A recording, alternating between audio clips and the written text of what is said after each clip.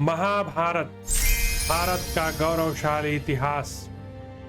हम कथा सुनाते पांडव सकल महान की। यह महाभारत है पुण्य कथा श्री भगवान की। जम्बू दीपे भरतखंडे आर्यावर्ते भारतवर्षे एक नगरी है विख्यात हस्तिनापुर नाम की। यह जन्मभूमि है पांडव सकल महान की। यह महाभारत है पुण्य कथा श्री भगवान की।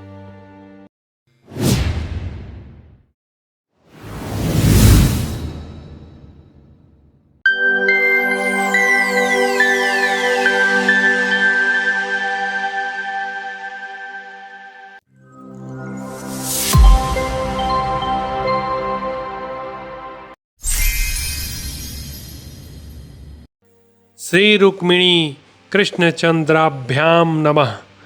महाभारत भारत का गौरवशाली इतिहास। द्रोण पर्व। द्रोण पर्व तीसरे 13वें दिन के युद्ध की समाप्ति पर सेना का शिविर को प्रस्थान एवं रणभूमि का वर्णन। संजय कहते हैं, राजन, हम लोग शत्रुओं के उस प्रमुख वीर का वध करके उनके बाणों से पीड़ित हो संध्या के समय शिविर में विश्राम के लिए चले आए। उस समय हम लोगों के शरीर रक्त से भीग गए थे। महाराज, हम और शत्रु पक्ष के लोग युद्ध स्थल को देखते हुए धीरे धीरे वहां से हट गए। पांडव दल के लोग अत्यंत शोकग्रस्त हो अचेत हो रहे थे। उस समय जब सूर्य अस्ताचल पर पहुंचकर ढल रहे थे, कमल निर्मित मुकुट के समान जान पड़ते थे। दिन और रात्रि की संधिरूप वह अद्भुत संध्या सियारिनों के भयंकर शब्दों से अमंगलमयी प्रतीत हो रही थी। सूर्यदेव श्रेष्ठ तलवार, शक्ति, रिष्टि, वरुथ, ढाल और आभूषणों की प्रभा को छीनते तथा आकाश और पृथ्वी को समान अवस्था में लाते हुए से अपने प्रिय शरीर अग्नि में प्रवेश कर रहे थे। महान मेघों के समुदाय तथा पर्वत शिखरों के समान विशालकाय बहुसंख्यक हाथी इस प्रकार पड़े थे मानो वज्र से मार गिराए गए हों। वैजयंती पताका, अंकुश, कवच और महावतों सहित धराशायी किए गए उन गजराजों की लाशों से सारी धरती पट गई थी, जिसके कारण वहां चलने फिरने का मार्ग बंद हो गया था। नरेश्वर, शत्रुओं के द्वारा तहस-नहस किए गए विशाल नगरों के समान बड़े बड़े रथ चूर चूर होकर गिरे थे। उनके घोड़े और सारथी मार दिए गए थे तथा ध्वजा पताकाएं नष्ट कर दी गई थी। इसी प्रकार उनके सवार मरे पड़े थे। पैदल सैनिक तथा युद्ध संबंधी अन्य उपकरण चूर चूर हो गए थे। इन सबके द्वारा उस रणभूमि की अद्भुत शोभा हो रही थी। रथों और अश्वों के समूह सवारों के साथ नष्ट हो गए थे। भिन्न भिन्न प्रकार के भांड और आभूषण छिन्न भिन्न होकर पड़े थे। मनुष्यों और पशुओं की जिह्वा, दांत, आंत और आंखें बाहर निकल आई थी। इन सबसे वहां की भूमि अत्यंत घोर और विकराल दिखाई देती थी। योद्धाओं के कवच, आभूषण, वस्त्र और आयुध छिन्न भिन्न हो गए। हाथी, घोड़े तथा रथों का अनुसरण करने वाले पैदल मनुष्य अपने प्राण खोकर पड़े थे। जो राजा और राजकुमार बहुमूल्य शैयाओं तथा बिछौनों पर शयन करने के योग्य थे, वे ही उस समय मारे जाकर अनाथ की भांति पृथ्वी पर पड़े थे। कुत्ते, सियार, कौए, बगुले, गरुड़, भेड़िए, तेंदुए, रक्त पीने वाले पक्षी, राक्षसों के समुदाय तथा अत्यंत भयंकर पिशाचगण उस रणभूमि में बहुत प्रसन्न हो रहे थे। वे मृतकों की त्वचा विदीर्ण करके उनके वसा तथा रक्त को पी रहे थे, मज्जा और मांस खा रहे थे, चर्बियों को काटकर चबा लेते थे तथा बहुत से मृतकों को इधर उधर खींचते वे हंसते और गीत गाते थे। उस समय श्रेष्ठ योद्धाओं ने रणभूमि में रक्त की नदी बहा दी, जो वैतरणी के समान दुष्कर एवं भयंकर प्रतीत होती थी। उसमें जल की जगह रक्त की ही धारा बहती थी।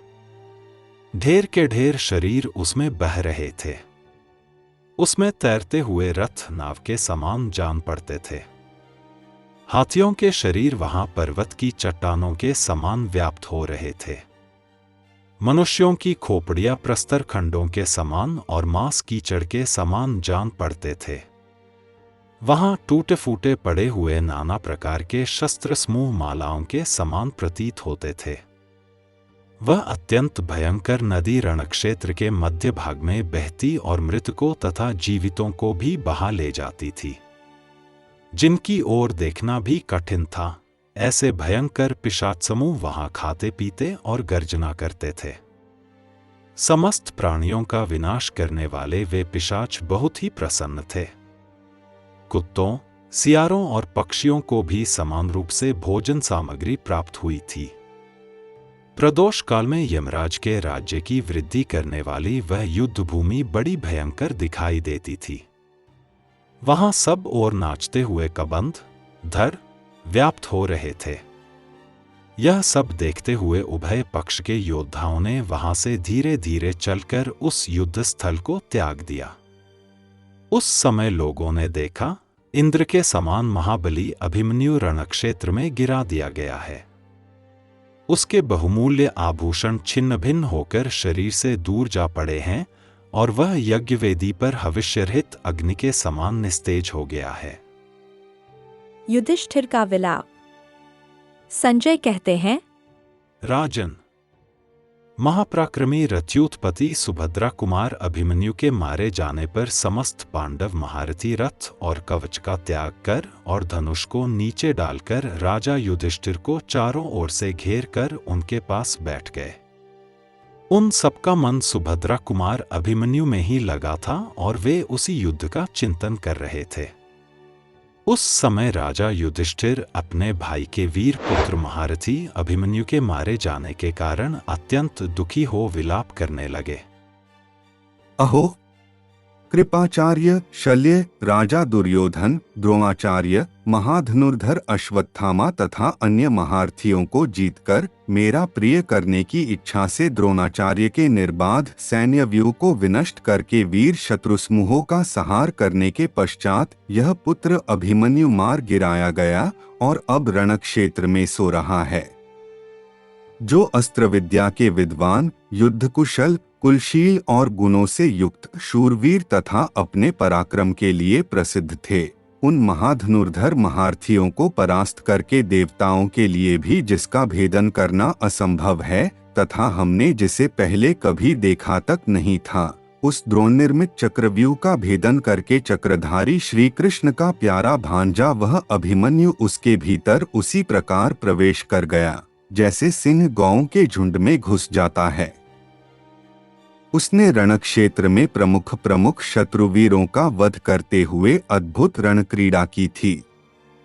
युद्ध में उसके सामने जाने पर शत्रु पक्ष के अस्त्र विद्या विशारद, युद्ध दुर्मद और महान धनुर्धर शूरवीर भी हतोत्साह हो भाग खड़े होते थे।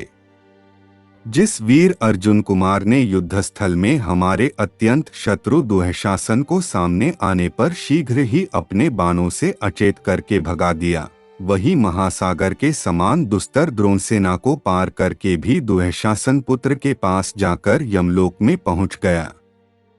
सुभद्रा कुमार अभिमन्यु के मार दिए जाने पर अब मैं कुंती कुमार अर्जुन की ओर आंख उठाकर कैसे देखूंगा, अथवा अपने प्रिय पुत्र को अब नहीं देख पाने वाली महाभागा सुभद्रा के सामने कैसे जाऊंगा। हाय, हम लोग भगवान श्री कृष्ण और अर्जुन दोनों के सामने किस प्रकार यह अनर्थपूर्ण, असंगत और अनुचित वृत्तांत कह सकेंगे। मैंने ही अपने प्रिय कार्य की इच्छा, विजय की अभिलाषा रखकर सुभद्रा, श्री कृष्ण और अर्जुन का यह अप्रिय कार्य किया है। लोभी मनुष्य किसी कार्य के दोष को नहीं समझता, वह लोभ और मोह के वशीभूत होकर उसमें प्रवृत्त हो जाता है। मैंने मधु के समान मधुर लगने वाले राज्य को पाने की लालसा रखकर यह नहीं देखा कि इसमें ऐसे भयंकर पतन का भय है। हाय, जिस सुकुमार बालक को भोजन और शयन करने, सवारी पर चलने तथा भूषण वस्त्र पहनने में आगे रखना चाहिए था, उसे हम लोगों ने युद्ध में आगे कर दिया। वह तरुण कुमार अभी बालक था। युद्ध की कला में पूरा प्रवीण नहीं हुआ था। फिर गहन वन में फंसे हुए सुंदर अश्व की भांति वह उस विषम संग्राम में कैसे सकुशल रह सकता था। यदि हम लोग अभिमन्यु के साथ ही उस रण क्षेत्र में शयन न कर सके तो अब क्रोध से उत्तेजित हुए अर्जुन के शोकाकुल नेत्रों से हमें अवश्य दग्ध होना पड़ेगा। जो लोभ रहित, बुद्धिमान, लज्जाशील, क्षमावान, रूपवान, बलवान, सुंदर शरीरधारी, दूसरों को मान देने वाले, प्रीतिपात्र, वीर तथा सत्य पराक्रमी हैं, जिनके कर्मों की देवता लोग भी प्रशंसा करते हैं, जिनके कर्म सबल एवं महान हैं, जिन पराक्रमी वीर ने निवातक्वचो तथा कालकेय नामक दैत्यों का विनाश किया था, जिन्होंने आंखों की पलक मारते मारते हिरण्यपुर निवासी इंद्रशत्रु पौलोम नामक दानवों का उनके गणों सहित संहार कर डाला था, तथा जो सामर्थ्यशाली अर्जुन अभय की इच्छा रखने वाले शत्रुओं को भी अभयदान देते हैं, उन्हीं के बलवान पुत्र की भी हम लोग रक्षा नहीं कर सके। अहो, महाबली धृतराष्ट्र पुत्रों पर बड़ा भारी भय आ पहुंचा है, क्योंकि अपने पुत्र के वध से कुपित हुए कुंती कुमार अर्जुन कौरवों को सोख लेंगे, उनका मूलोच्छेद कर डालेंगे। दुर्योधन नीच है, उसके सहायक भी ओछे स्वभाव के हैं, अतः वह निश्चय ही अर्जुन के हाथों अपने पक्ष का विनाश देखकर शोक से व्याकुल हो जीवन का परित्याग कर देगा। जिसके बल और पुरुषार्थ की कहीं तुलना नहीं थी, देवेंद्र कुमार अर्जुन के पुत्र इस अभिमन्यु को रणक्षेत्र में मारा गया देख अब मुझे विजय, राज्य, अमरत्व तथा देवलोक की प्राप्ति भी प्रसन्न नहीं कर सकती। इस प्रकार श्री महाभारत द्रोण पर्व के अंतर्गत अभिमन्यु पर्व में युधिष्ठिर प्रलाप विषयक 51वां अध्याय पूरा हुआ। महाभारत भारत का गौरवशाली इतिहास। हम कथा सुनाते पांडव सकल महान की, यह महाभारत है पुण्य कथा श्री भगवान की। जम्बू दीपे भरतखंडे आर्यावर्ते भारतवर्षे, एक नगरी है विख्यात हस्तिनापुर नाम की। यह जन्मभूमि है पांडव सकल महान की, यह महाभारत है पुण्य कथा श्री भगवान की।